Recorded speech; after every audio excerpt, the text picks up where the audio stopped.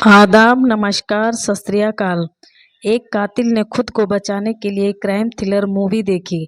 उसे लगा कि मर्डर को लेकर लोग उस पर शक करने लगे हैं, इसलिए खुद ही हाई कोर्ट में याचिका डाल दी, ये कहते हुए कि पुलिस कातिल का पता नहीं लगा पा रही है, इसलिए केस को तेजी से क्राइम ब्रांच के हवाले कर दिया जाए। लेकिन फिर भी 16 साल से ज़्यादा का समय बीत गया पर कातिल बेनकाब नहीं हुआ। अब केस पेंडिंग में था। अब क्राइम ब्रांच के अफसर ने फिर से जांच शुरू की। अब केस की हर बारीकी से जांच की, क्राइम सीन रिक्रिएटर किया। साल 2006 में हुए मर्डर केस की फॉरेंसिक रिपोर्ट जो 4 साल बाद यानी 2010 में आई, लेकिन उसकी पड़ताल नहीं हुई थी। उस फॉरेंसिक रिपोर्ट की भी पड़ताल की। सभी तरह की पड़ताल करने के बाद अब 17 साल बाद कातिल का चेहरा सबके सामने आ गया। जांच में पता चला कि जिस कातिल की तलाश हजारों किलोमीटर तक दूर तक हो रही थी, असल में वो उस मरने वाली महिला का पति ही था। आखिर क्या है ये मर्डर की कहानी और कैसे 17 साल बाद कत्ल का सुराग मिला, आइए जानते हैं इस कहानी में। पहले आप चैनल को लाइक शेयर सब्सक्राइब कर लें। ये कहानी अब से 17 साल पहले की है। तारीख थी 26 मई 2006।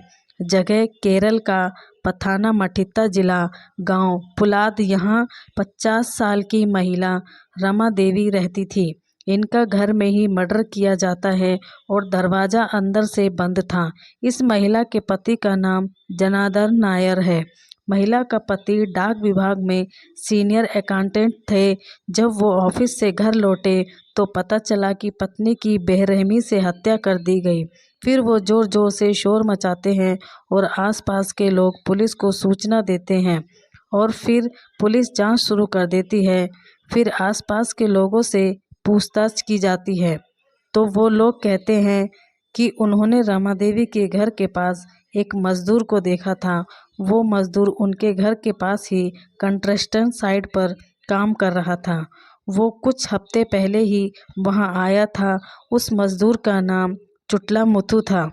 वो एक महिला के साथ वहां रह रहा था, लेकिन जैसे ही लोगों ने उस पर शक जताया तो वो चुपके से भाग गया।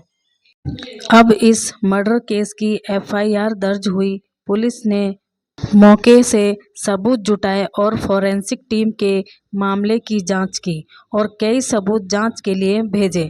लेकिन पुलिस ने काफ़ी हद तक मान लिया कि रमा देवी के मर्डर के बाद जैसे ही मजदूर पर शक हुआ, वो उस महिला के साथ फरार हो गया।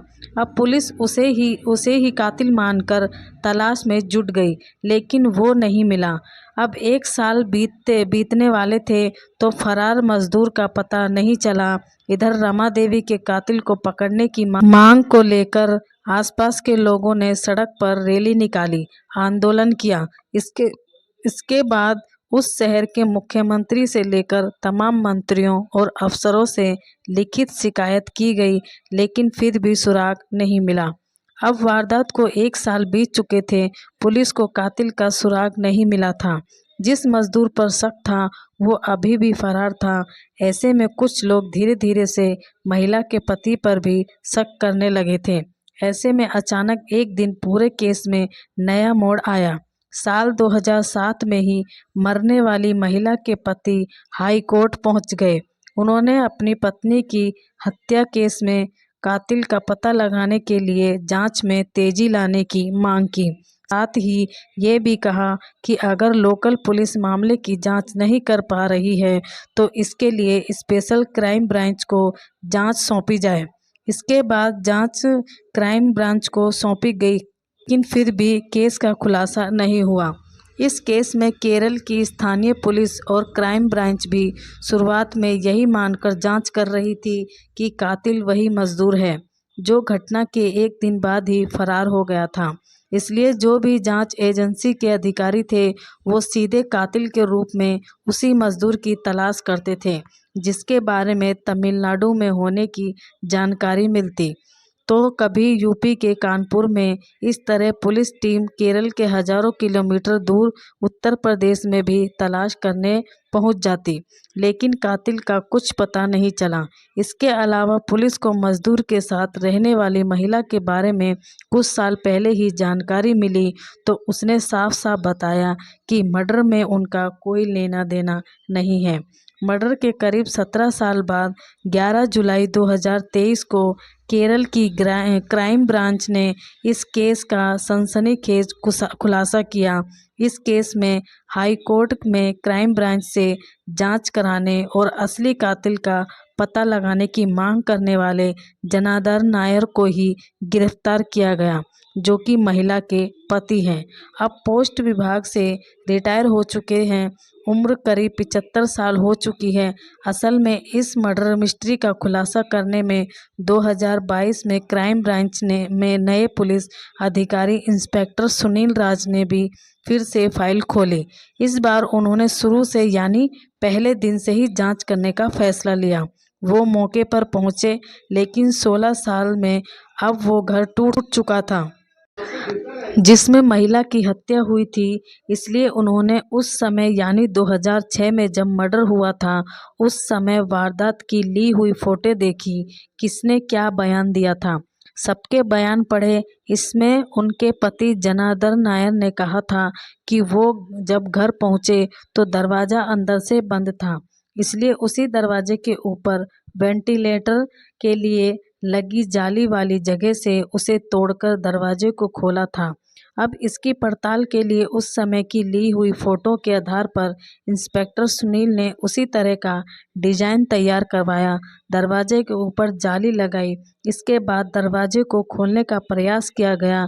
तब पता चला कि इतनी ऊंचाई से तो दरवाज़ा खुल ही नहीं सकता। यह देखकर इंस्पेक्टर को समझ आ गया कि महिला रमा देवी के पति झूठ बोल रहे हैं, इसलिए अब हत्या में उसी पर शक हुआ। लिहाजा उस समय की फॉरेंसिक रिपोर्ट की पड़ताल की। इस दौरान चौंकाने वाली जानकारी मिली। दरअसल जब रमा देवी मृत मिली थी तो उनके दोनों हाथों में बाल थे। ये बाल किसी आदमी के थे। उन बालों को पुलिस ने कब्जे में लेकर जांच के लिए भेज दिया था, लेकिन उसकी डीएनए रिपोर्ट 4 साल बाद आई थी।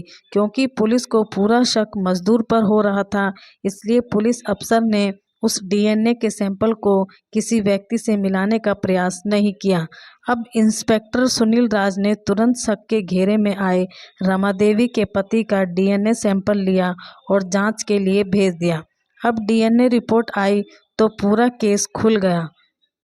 असल में वो सैंपल जनार्दन नायर से मैच कर गया, यानी मर्डर के दौरान रमा देवी के दोनों हाथों में जो बाल थे वो उनके पति के ही थे।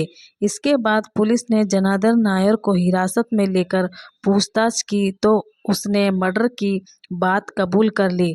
इस तरह 17 साल बाद वो कातिल पकड़ा गया, जिसमें खुद ने ही कोर्ट में अर्जी लगाई थी। उसने बताया कि उसे अपनी पत्नी के चरित्र पर शक था। उसे लगता था कि पत्नी का किसी गैर मर्द के साथ अफेयर है, इसलिए दोनों में लड़ाई होती थी। दोनों एक दूसरे की पिटाई कर रहे थे। उसी समय रमा देवी ने पति के बालों को दोनों हाथों से दबोच लिया था।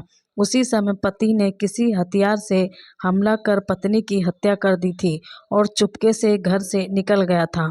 अब घटना के कई घंटे बाद घर लौटा तो दरवाज़ा अंदर से लॉक नहीं था।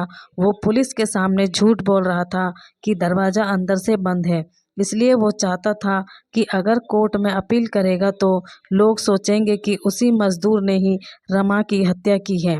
इसलिए उसने किसी क्राइम थ्रिलर मूवी को देखकर ये कदम उठाया था, लेकिन वही कदम आखिर में उसे पकड़वाने में बड़ी भूमिका बना।